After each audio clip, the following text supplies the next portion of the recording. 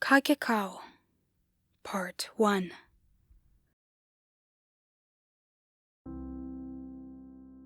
Mark sighed and looked out at the night sky. He was standing on the roof of his apartment building, 4 stories up. Sometimes Mark just liked to stay up here and reflect. It was quiet and peaceful. Looking down, you could see the normal hustle and bustle of city life, but if you looked up, you could see the beautiful sky, and sometimes even a full moon or some stars. Mark walked along the border of the roof that helped keep him from falling to his death. It was pretty late, so he should be going back down to his apartment soon. Then, he saw something waving in the wind a few meters away. Mark walked over to it and picked it up, seeing that it was today's newspaper, and began to read the front page. Young man found dead near woods. Earlier today, John Parker, age 20, was found dead near the northern woods. His family stated that he never had any real enemies, but he was a bit of a troublemaker. Still, they did not know who would want him dead. His death seemed to be caused by blood loss. The scars seemed to be from a large animal, but that was later found not to be the cause, as a symbol was found carved on the man's forehead. The symbol was the... Mark put the newspaper down where he found it. He didn't want an article like that ruining his night. He walked along the border with his arm on it, looking up at the sky. 20 years. So young. He felt sorry for the kid. He himself was nearly 30. He thought of all the things that man would never be able to do now that his life was gone. Mark tried to get it out of his head. He didn't want to get depressed. Without knowing it, Mark's hand bumped an empty cardboard box that was on the edge.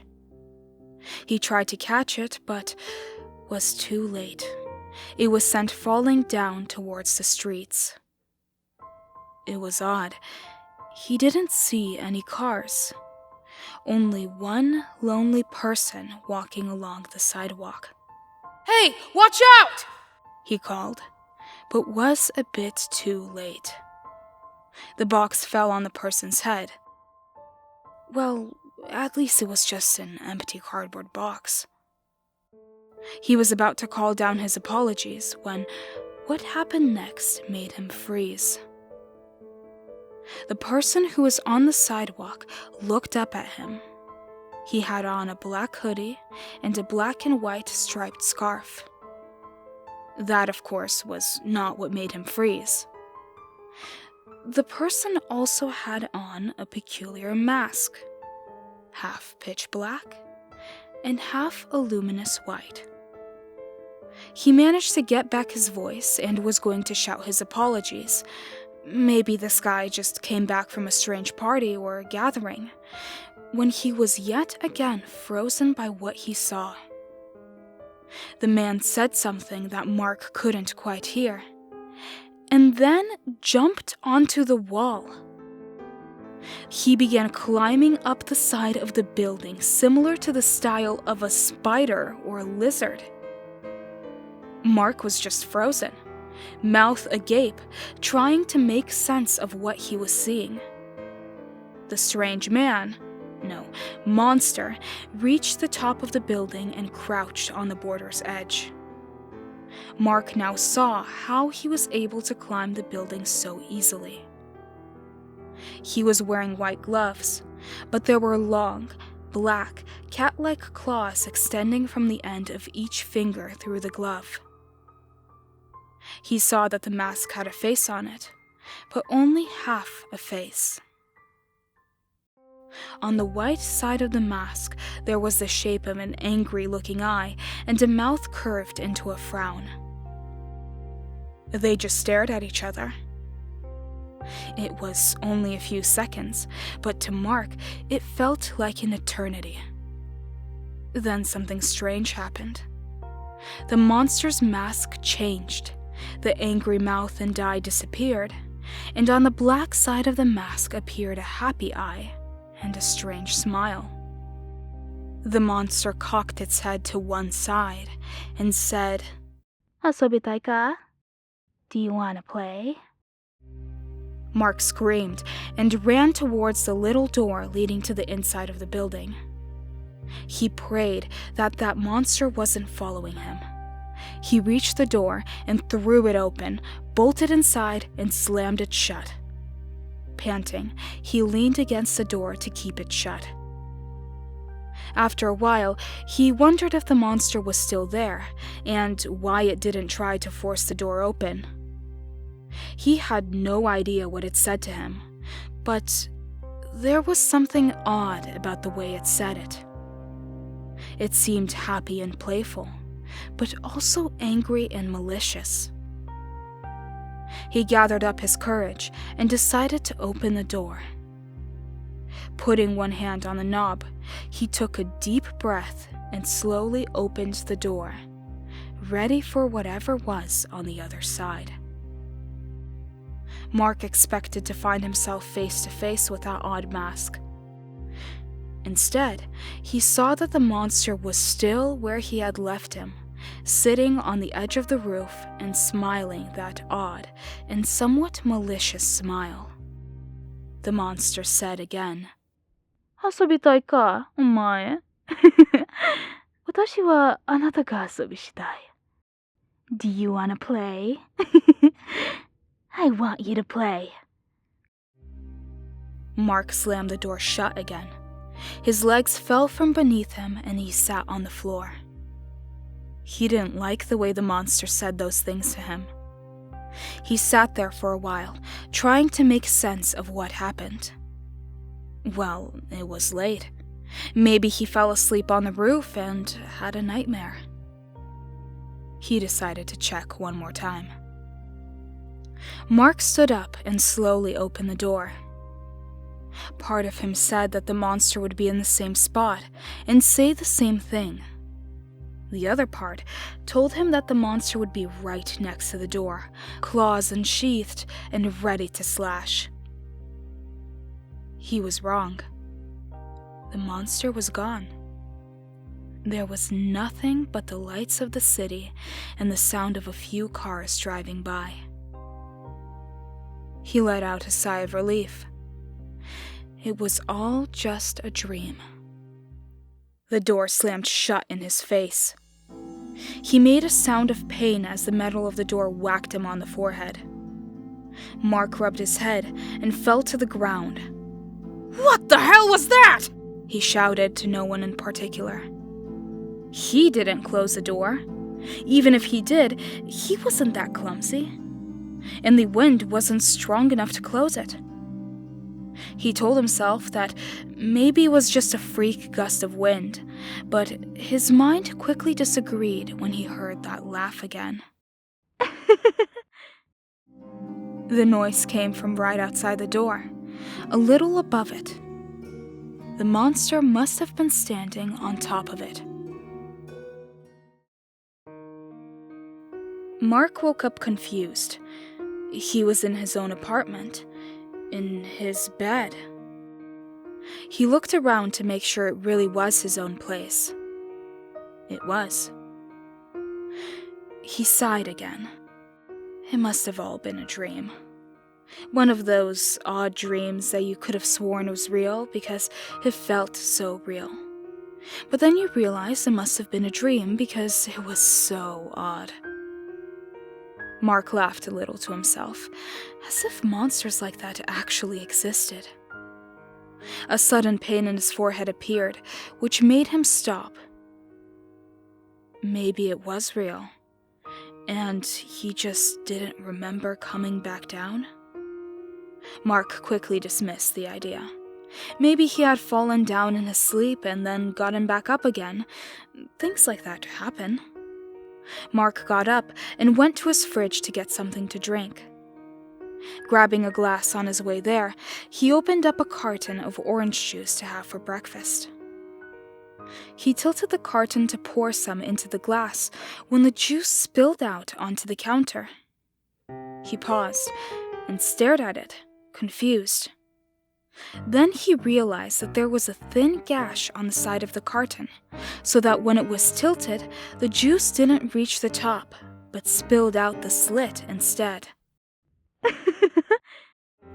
There it was again. It came from inside the apartment. He turned around quickly, scanning the room for that monster. Then he stopped, realizing how paranoid and foolish he was being. He had obviously imagined it. The cut in the carton, his girlfriend could have done that. They had recently gotten into a fight. Mark cleaned up the mess and decided he wasn't going to have anything for breakfast. He didn't feel like eating. He was worried how he was going to make up to his girlfriend, Beatrice. He loved her and wanted to make her understand how much he loved her. He turned on the television and watched for a couple of hours, forgetting his troubles. It was now noon. He got up and walked into the kitchen, leaving the television on. He opened up the cabinet that he kept his alcohol in. Taking out a bottle of beer, he poured some into a glass and then nearly dropped the bottle when he saw that it wasn't beer. It was just plain water. He frowned and drank a little bit to check, and it was just plain water. He stared at it angrily and grabbed another bottle. Then another, and another. Their contents had all been replaced with just normal water. He sighed angrily, and then there it was again. Mark jumped a little. It was that laugh again. He told himself again and again that he had imagined it. He was just getting paranoid because his dream felt so real. Beatrice could have done this too. There was no monster. He dug around the cabinet to see if there was anything left in there. In the back, he knew he had 2 bottles of wine and 1 bottle of champagne, but he wanted to save those for when Beatrice forgave him. He saw the bottles and was about to close the cabinet when he did a double take. One of the bottles of wine was missing. Mark looked at where he kept the wine glasses, and one of them was missing too. Beatrice could have done that too. She was pretty mad, Mark said to himself quietly. He swore to himself that he would make it up to her even if it was the last thing he ever did. Then he heard it again. It came from the living room, where he left the television on. He knew he hadn't imagined it this time. That laughter was real. He closed the cabinet shut and ran into the room. Sure enough, there was the monster. It was sitting on the couch drinking a glass of wine, watching the television that had been left on. The monster paused and looked up at Mark, smiling. It picked up the opened bottle of wine in one hand and shook it a little towards him. "Wine? Wine?" Mark paused, staring at the monster. He quickly snapped out of it and ran back to the kitchen as quickly as he could. It was real. He really expected the monster to get up and come after him to kill and eat him, because that's what monsters do. But the monster remained in there. He could hear it laughing at him. Mark was afraid. He had to get it out of his place and out of his life. He looked around the kitchen for something to use. Panicking, he grabbed the nearest knife he could and ran back into the living room, ready to fight. The monster was gone. There was no trace. The evidence was the missing bottle of wine and wine glass. He tensed up. Maybe he was going crazy due to that dream. No, I'm not crazy. That can't happen. It won't happen. I won't let it, he rambled to himself.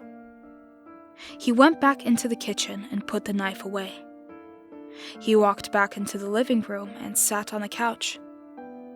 Picking up the remote, he turned off the television to think. Maybe I'm hallucinating. Maybe I'm going crazy because I'm depressed, because Beatrice is mad at me. Strange dream just happened to mix with it. Mark got up and grabbed his phone to call her. He dialed her number and waited for her to pick up. Mark was so excited about making up to her that he did not notice someone slip in through the window and watch him. Hi, Beatrice? It's me.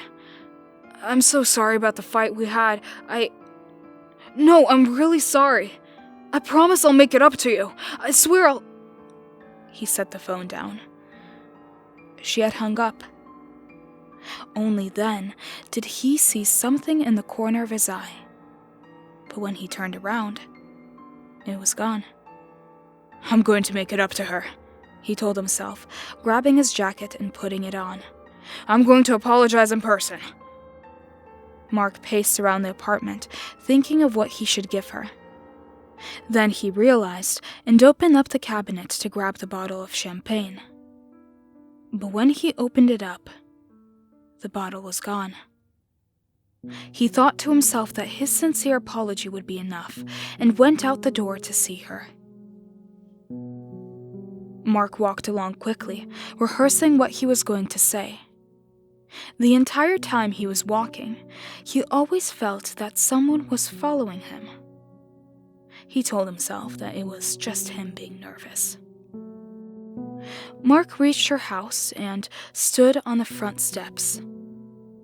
He was afraid that she wouldn't forgive him and break up with him. He reached out his fist to knock on the door, but quickly drew back. He was afraid. Mark sighed and swore under his breath, telling himself that he was a coward. He turned around and walked away, not noticing that laugh that happened right behind him, followed by the sound of an opening window.